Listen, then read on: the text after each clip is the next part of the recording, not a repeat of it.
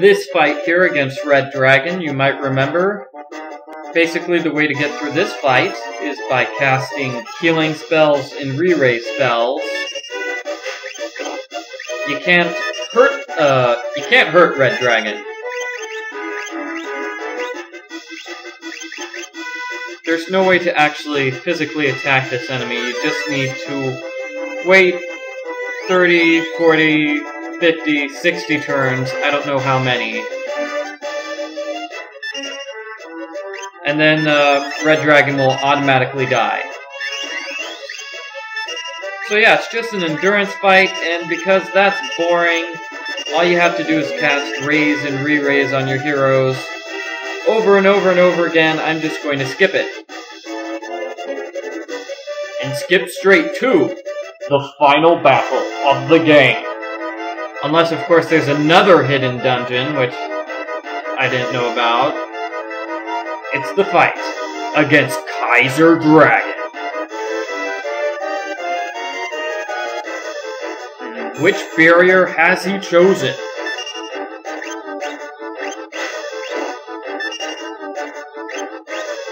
Oh, he has chosen the ice barrier. Very nice, very nice. I see your ice barrier, and I raise you... No! Frozen Banshee, but I need Banshee to help me win the game. Can't you cast the spell on Eric? Eric's the one who's healed by ice. Mean old Kaiser Dragon. Well, unless I'm mistaken, I'm coming up near the end of the game, which means this would be a very good time for me to come up with some sort of clever, insightful statements about the game in general.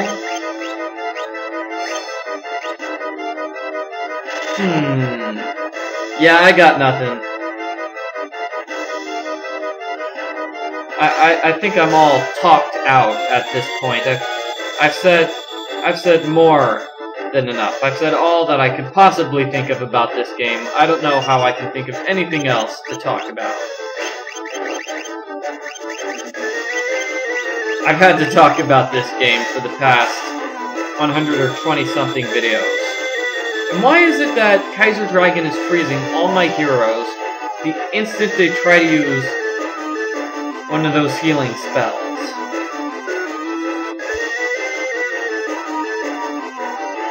I guess this means I can't do anything. Let's fast forward for a bit. Wait until I can control a hero again.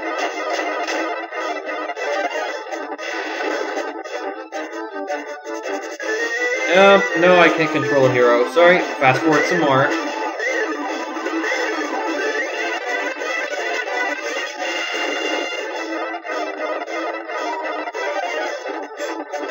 Banshee's back! Yes! That took a long time.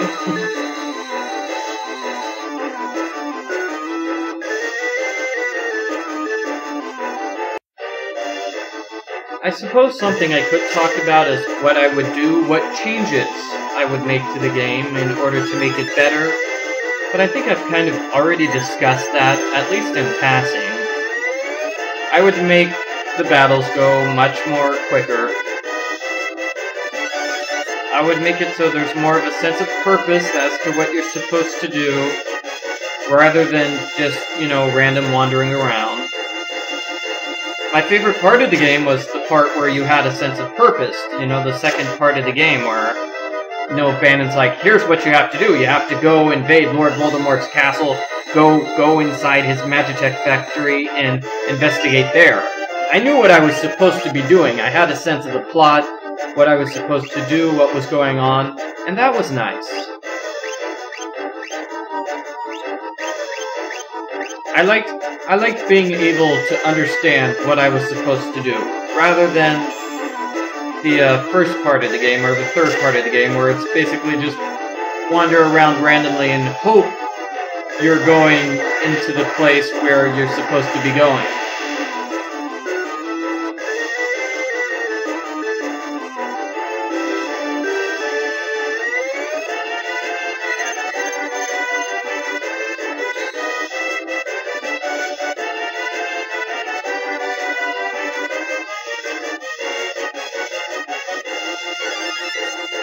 I suppose I would also make the game shorter. It's too long.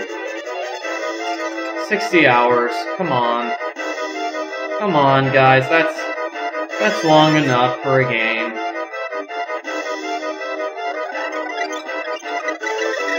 Or maybe it's not. I don't know. How long are Final Fantasy games nowadays? I understand that they, one Final Fantasy game that comes with, like, 4 or 5 different, you know, CDs to put in your PlayStation 3, so... And probably each CD contains about 30 hours. So, I could be totally wrong. Maybe people like having super long games. Maybe it's just me who doesn't like it very much.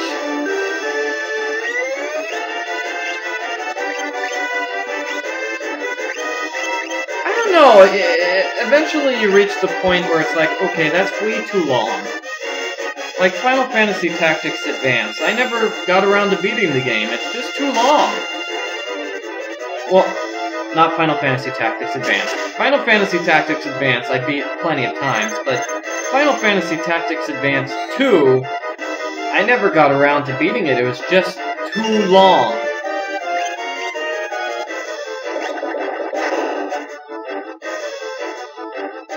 There was just super long break in between every single one of those battles, which actually made the plot go forward.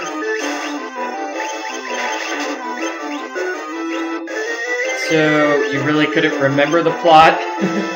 that was a problem, yes. I kept forgetting what the plot of the game was because, you know, you had to wait 2 or 3 hours.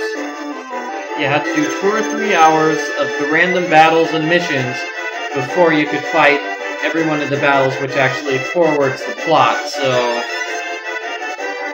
I couldn't remember the plot, and eventually I'm like, yeah, there's nothing to this game besides just fighting all those, you know, going on those missions and fighting those various battles. That was all there was to the plot, so... I just gave up, I just stopped playing. I'm like, it doesn't matter if I forward the plot.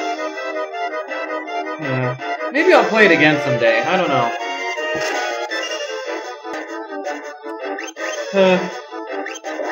I talk too much during these videos.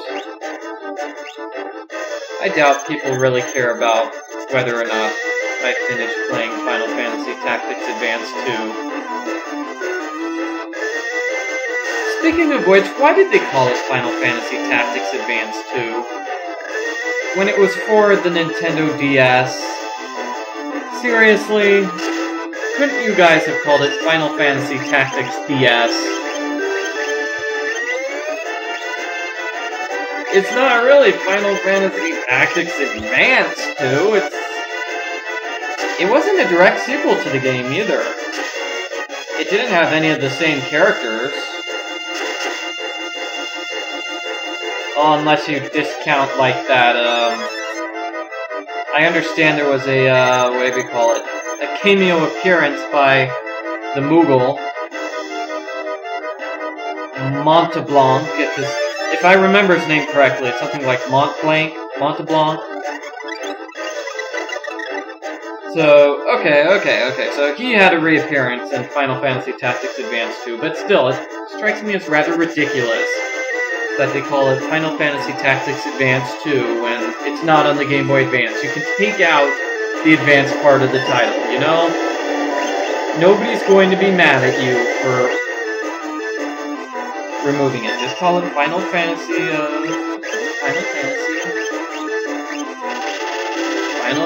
Tactics DS. That's what I would have called it.